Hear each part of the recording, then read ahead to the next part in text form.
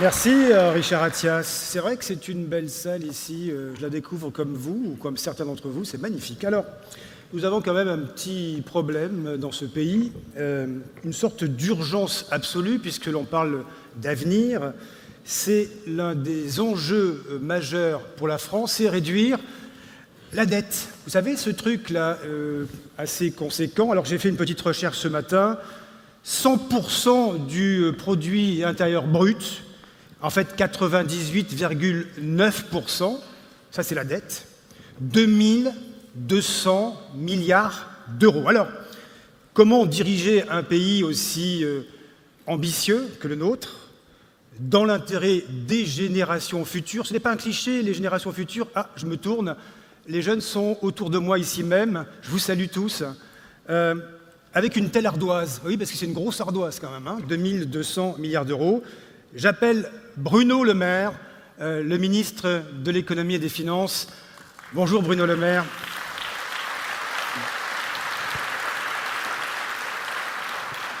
On s'occupe de l'ardoise, J'espère bien. dans le micro. Je vous laisse, c'est à vous. Bonjour à tous. Alors avant de répondre à la question simple qui vient de m'être posée, je voudrais vous lire un message personnel du président de la République, Emmanuel Macron, qui regrette de ne pas pouvoir être parmi nous aujourd'hui, mais qui m'a chargé de vous transmettre un message très simple. Je lis donc son message. Mesdames et messieurs, bonjour à toutes et à tous. Vous êtes réunis aujourd'hui à l'initiative de Jacques Attali pour regarder l'avenir avec lucidité et confiance. Vous êtes des femmes et des hommes politiques, des intellectuels, des chefs d'entreprise, entrepreneurs, des artistes. Vous créez, vous innovez tous les jours dans vos champs de compétences, vous venez du monde entier. Vous représentez la diversité des acteurs engagés pour forger un monde plus juste et plus solidaire. C'est à vous, ensemble, qu'il revient aujourd'hui d'imaginer les solutions du monde de demain. Je veux vous dire que je suis heureux et fier de vous accueillir, fier parce que vous lancez ce forum positif ici, en France, symbole d'une nouvelle ère pour un pays dont la vie politique a été transformée par les Français ces derniers mois. Vous contribuez à l'énergie du renouvellement qui souffle sur notre pays, soyez les bienvenus. Je suis avec beaucoup d'intérêt l'action de Positive Planète et je pense que nous partageons un même constat. Nous sommes entrés dans le XXIe siècle sans nous rendre compte toujours de l'extraordinaire révolution ou des extraordinaires révolutions qui l'accompagnaient. Nous partageons une même envie, embrasser ce siècle plein de possibilités dont nous ne devons rien attendre, selon les termes de Gabriel Garcia Marquez, mais qui attend tout de nous. Alors que vous débutez ce travail collectif si important, j'ai 4 messages pour vous. Pensée globale. La richesse de cette réflexion, la force de vos conclusions futures réside dans vos multiples parcours et les multiples horizons que vous avez côtoyés. Pensez loin, avec ambition. On a déjà trop essayé de réagir à l'urgence par l'urgence. L'objectif aujourd'hui est de penser aux enjeux de long terme. Pensez concret. Votre travail se distinguera des réflexions trop souvent abstraites. Gardez toujours en tête l'état de notre société et les attentes des citoyens du monde entier. Pensez différent. Inventez, innovez, faites bouger les lignes. Nous faisons face à des situations inédites, à vous de faire preuve de créativité pour y répondre. Je recevrai vos conclusions au printemps 2018. Je vous souhaite de belles rencontres et des réflexions fructueuses. Je compte sur vous. Merci à tous.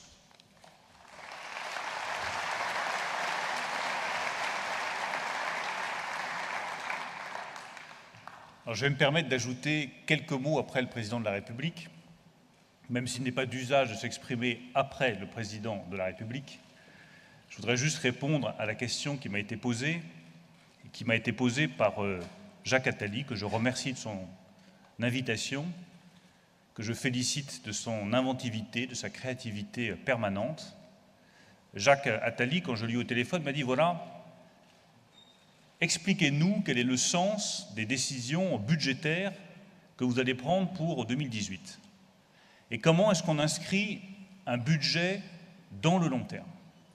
Et je le dis devant le président du conseil départemental, que je salue, mon ami Patrick Devedjian, devant vous tous qui êtes ici rassemblés.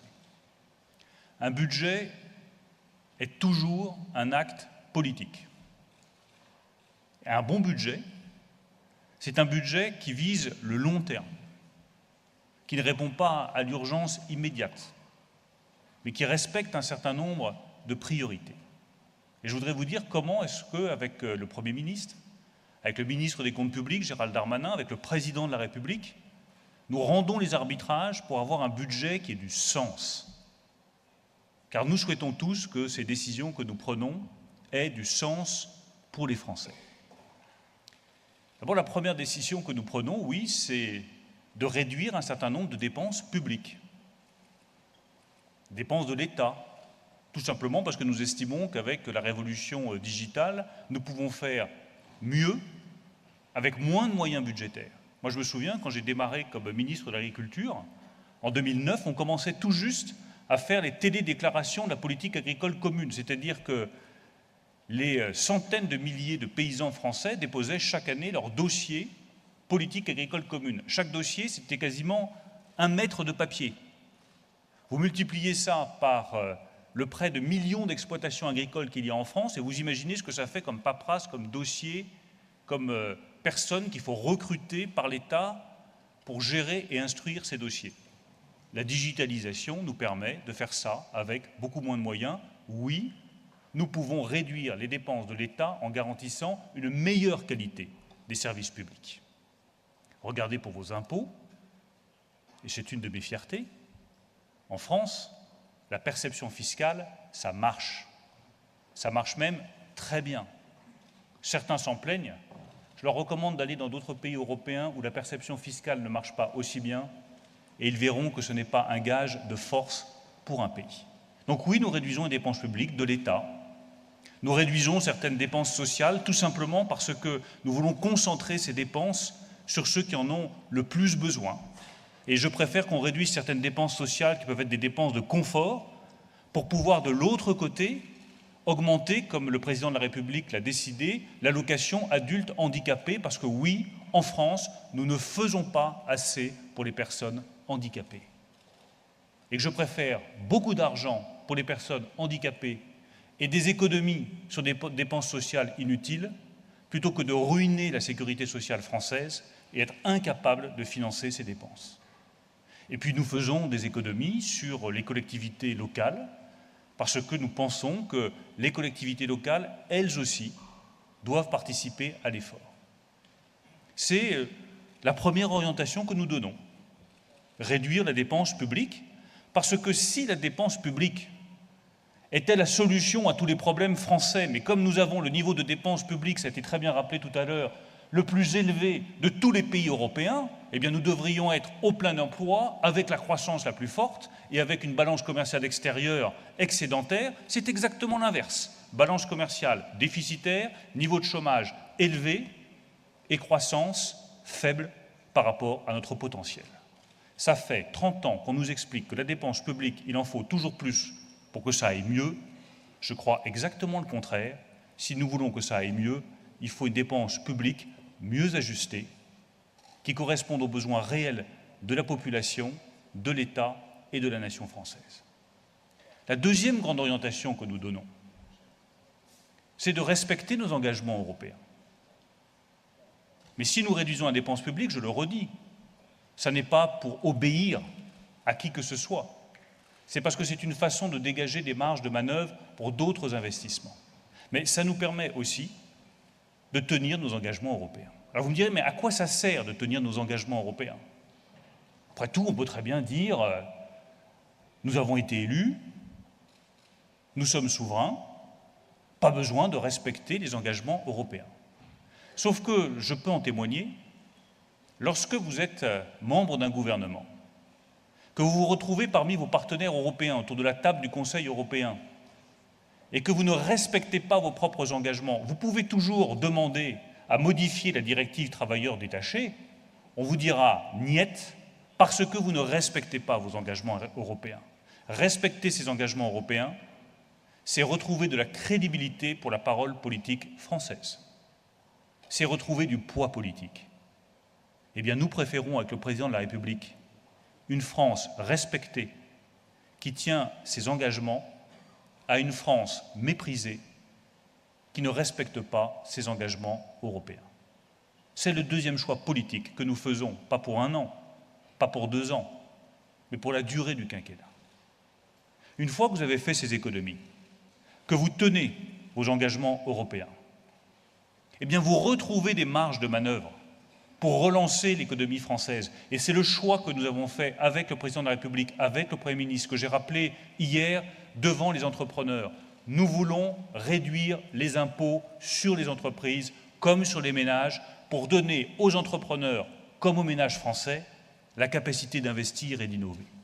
Je ne vais pas revenir sur toutes ces décisions techniques, la baisse de l'impôt sur les sociétés, la suppression de l'impôt sur la fortune sur les valeurs mobilières, la taxation unique des revenus du capital à 30%, la suppression d'une partie de la taxe d'habitation pour les ménages. Pourquoi est-ce que nous faisons ça? Ce n'est pas une décision technique ici ou une décision technique là. C'est parce que nous voulons redonner à nos entrepreneurs la capacité à être profitables pour investir et innover. Il n'y a pas d'autre choix raisonnable pour la France. L'innovation, c'est la clé de l'avenir économique de notre pays. Et aujourd'hui, même s'il y a beaucoup de pépites françaises, des start-up formidables, quelques ETI qui réussissent extrêmement bien, nous ne sommes pas encore au niveau. Les révolutions technologiques en cours ne nous attendront pas. La révolution digitale ne nous attendra pas. Les transformations majeures liées à l'intelligence artificielle ne nous attendront pas. Il faut dégager les moyens nécessaires pour que nos entrepreneurs puissent investir, innover, être en tête. Il y a ici des représentants de l'industrie automobile. Il y a mon ami Jean Todt qui est dans la salle. Il sait parfaitement que nous sommes face à des innovations de rupture. Pendant des années, on a eu quelques innovations qui évoluaient. On a changé le pot normal et on a mis un pot catalytique. Ça, c'est l'innovation progressive, incrémentale, comme on dit. Mais désormais, ce sont des innovations de rupture. Il n'y a plus de conducteur. Il y a une voiture autonome qui circule, qui se déplace, qui évite les obstacles, qui voit venir l'obstacle qui va arriver, qui peut interagir avec tous les autres véhicules autour d'elle. Ça, c'est une innovation de rupture. Et sur ces innovations-là, la France doit garder un temps d'avance, innover, investir, être en tête des autres pays européens. J'annoncerai d'ici quelques semaines le début de la cession d'actifs de participation de l'État dans les entreprises du secteur concurrentiel. Pourquoi? Parce que je préfère un État qui investit pour l'avenir à un État qui gère ses dividendes. Je préfère que nous arrivions à dégager des moyens financiers à partir de cette cession d'actifs pour financer l'innovation de rupture, plutôt que de rester tranquillement à mon bureau, les 2 pieds sous la table, à gérer passivement des dividendes qui vont tomber chaque année. Voilà le rôle de l'État. Investir, préparer, innover. Et voilà le rôle d'un bon budget. Un budget qui dégage les marges de manœuvre financières pour que la France reste un leader en matière de technologie et en matière d'innovation. Dernière grande orientation.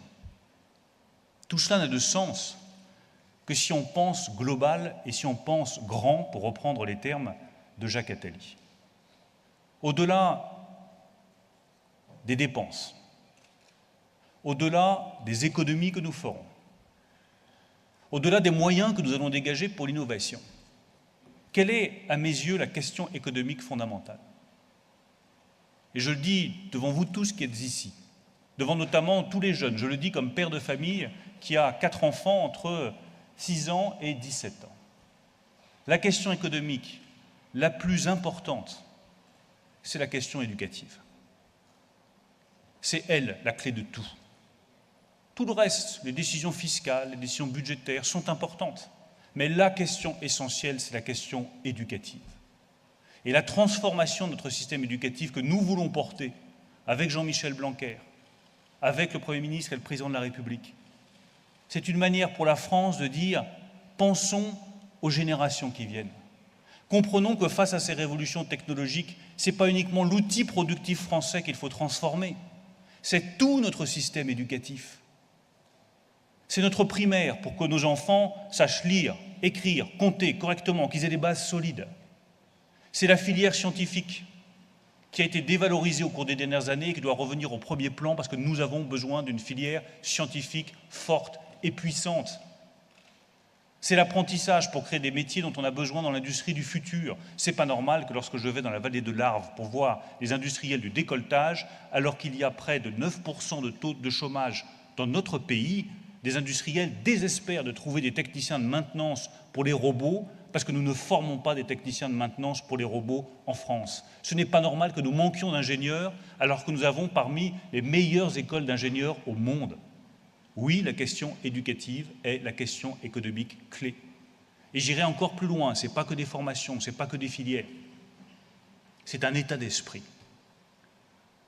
Il faut que nous apprenions à nos enfants le goût de la conquête, la liberté d'entreprendre, la liberté de se coltiner au réel, d'affronter les idées nouvelles, de s'ouvrir vers le reste du monde, de montrer que la France n'est pas un petit pays replié sur soi, immobile et atone, mais une grande nation, capable de penser les innovations du futur, capable de s'en saisir, capable de les développer, capable d'en faire une force pour l'avenir.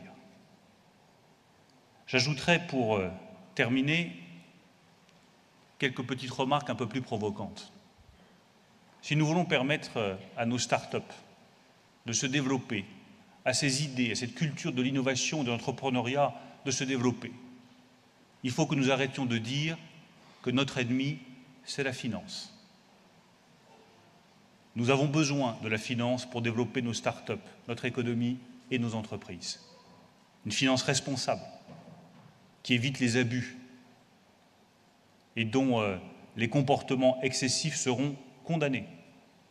Mais nous avons besoin de la finance pour développer nos start-up, nos entreprises, nos idées, nos projets. Deuxième idée qui me tient très à cœur. Toutes ces propositions que je développe devant vous n'ont de sens pour nous, Français, que si elles s'inscrivent dans un cadre européen global. Nous ne pouvons pas développer la France si dans le même temps nous ne renforçons pas l'Europe. Ne soyons pas naïfs.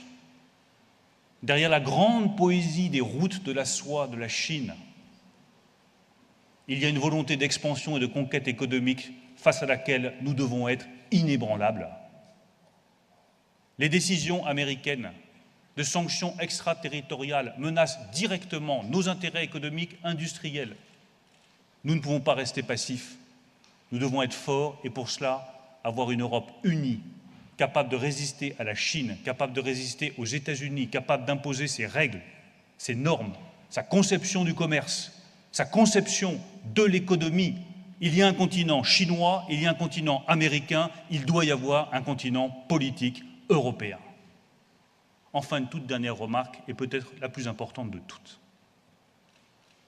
Ces transformations économiques, cette transformation européenne, cette capacité à se saisir des révolutions technologiques en cours, ne doivent pas profiter à quelques-uns, mais à tous.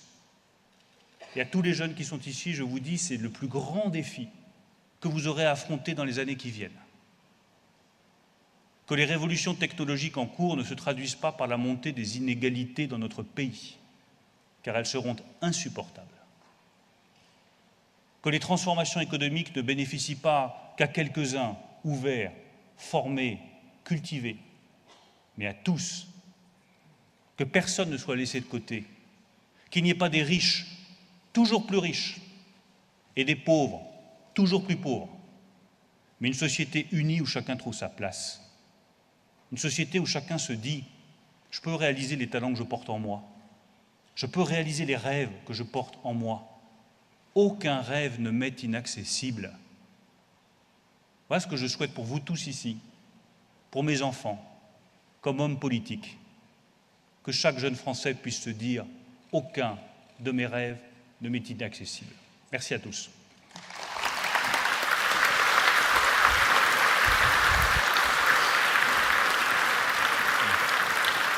Merci Bruno Le Maire.